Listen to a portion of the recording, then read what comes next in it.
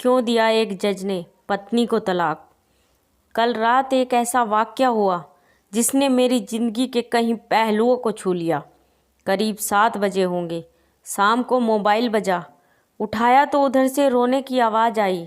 मैंने शांत कराया और पूछा कि भाभी जी आखिर हुआ क्या। उधर से आवाज़ आई, आप कहाँ हैं और कितनी देर में आ सकते हैं। मैंने कहा, आप परेशानी बताइए। और भाई साहब कहाँ हैं, माताजी किधर हैं, आखिर हुआ क्या। लेकिन उधर से केवल एक रट की, आप आ जाइए। मैंने आश्वासन दिया कि कम से कम 1 घंटा पहुंचने में लगेगा। जैसे तैसे पूरी गड़बड़ाहट में पहुंचा। देखा तो भाई साहब जी हमारे मित्र जो जज हैं सामने बैठे हुए हैं। भाभी जी रोना चीखना कर रही है। 12 साल का बेटा भी परेशान है। 9 साल की बेटी भी कुछ नहीं कह पा रही है। मैंने भाई साहब से पूछा कि आखिर क्या बात है। भाई साहब कोई जवाब नहीं दे रहे थे। फिर भाभी जी ने कहा, ये देखिए तलाक के पेपर, ये कोर्ट से तैयार करा के लाए हैं, मुझे तलाक देना चाहते हैं।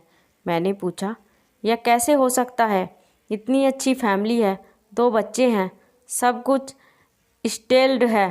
प्रथम दृष्टि में मुझे लगा ये मजाक है, लेकिन मैंने बच्चों से पूछा, दादी किधर है।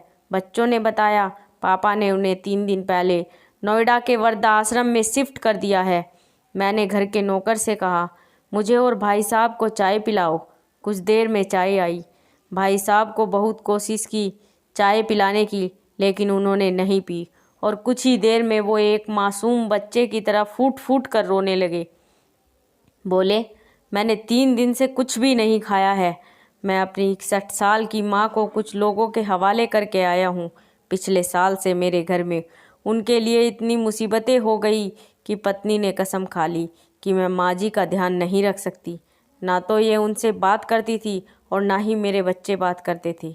रोज़ मेरे कोर्ट से आने के बाद माँ खूब रोती थी। नौकर तक भी अपनी मनमानी से व्यवहार करते थे। माँ ने 10 दिन पहले बोल दिया था, बेटा तू मुझे ओल्ड एज होम में शिफ्ट कर दे। मैंने बहुत कोशिशें की पूरी फैमिली को समझाने की, लेकिन किसी ने माँ से सीधे मुंह बात नहीं की। जब मैं 2 साल का था तब पापा की मृत्यु हो गई थी। दूसरों के घरों में काम करके मुझे पढ़ाया, मुझे इस काबिल बनाया कि आज मैं जज हूँ।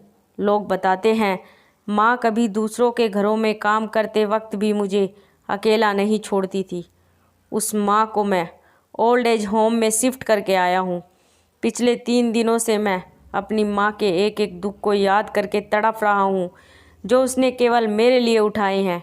मुझे आज भी याद है जब मैं 10th की परीक्षा में अपीयर होने वाला था, माँ मेरे साथ रात रात भर बैठी रहती।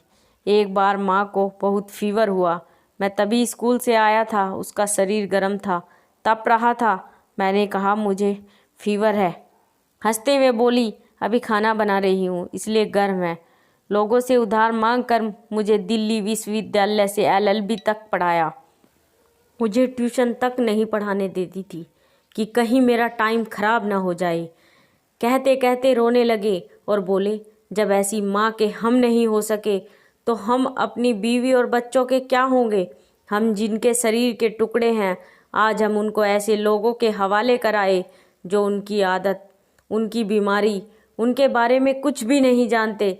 जब मैं ऐसी माँ के लिए कुछ नहीं कर सकता तो मैं किसी और के लिए भला क्या कर सकता हूँ। आज़ादी अगर इतनी प्यारी है और माँ इतना बोझ लग रही है तो मैं पूरी आज़ादी देना चाहता हूँ। जब मैं बिना बाप के पल गया तो ये बच्चे भी पल जाएंगे, इसलिए मैं तलाक देना चाहता हूँ। सारी प्रॉपर्टी इन लोगों के हवाले करके उस ओल्ड एज होम में रहूँगा। कम से कम मैं माँ के साथ रह तो सकता हूँ, और अगर इतना सब कुछ करके माँ आश्रम में रहने के लिए मजबूर है तो एक दिन मुझे भी आखिर जाना ही पड़ेगा। माँ के साथ रहते रहते आदत भी हो जाएगी। माँ की तरह तकलीफ़ तो नहीं होगी। जितना बोलते उससे भी ज़्यादा रो रहे थे। बातें करते करते रात के 12:30 हो गए। मैंने भाभी जी के चेहरे को देखा। उनके भाव भी प्रायश्चित और ग्लानि से भरे हुए थे। मैंने ड्राइवर से कहा, अभी हम लोग नोएडा जाएंगे। भाभी जी और बच्चे हम सारे लोग नोएडा पहुँचे। बहुत ज़्यादा रिक्वेस्ट करने पर गेट खुला। भाई साहब ने उस गेट कीपर के पैर पकड़ लिए। बोले, मेरी माँ है, मैं उसको लेने आया हूँ। चौकीदार ने कहा, क्या करते हो साहब? भाई साहब ने कहा, मैं जज हूँ।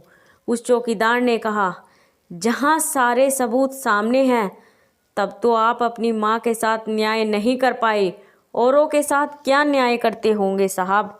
इतना कहकर हम लोगों को वहीं रोक कर वह अंदर चला गया। अंदर से एक महिला आई जो वार्डन थी। उसने बड़े कट्टर स्वर में कहा, 2 बजे रात को आप लोग ले जाके कहीं मार दे तो मैं अपने ईश्वर को क्या जवाब दूंगी? मैंने सिस्टर से कहा, आप विश्वास करिए, ये लोग बहुत बड़े पश्चाताप में जी रहे हैं। अतः मैं किसी तरह उनके कमरे में ले गई। कमरे में जो दृश्य था उसको कहने की स्थिति में नहीं हूँ। केवल एक फ़ोटो जिसमें पूरी फैमिली है, और वो भी माँ जी के बगल में, जैसे किसी बच्चे को सुला रखा है। मुझे देखी तो उनको लगा कि बात न खुल जाए, लेकिन जब मैंने कहा हम लोग आपको लेने आए हैं तो पूरी फैमिली एक दूसरे को पकड़कर रोने लगी। आसपास के कमरों में और भी बुजुर्ग थे।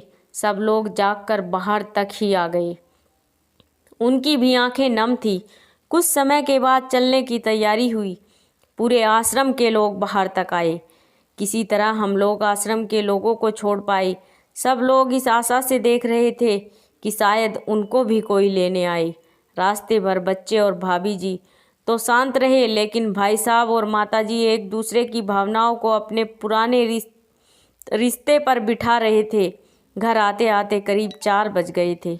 भाभी जी भी अपनी खुशी की चाबी कहाँ है ये समझ गई थी।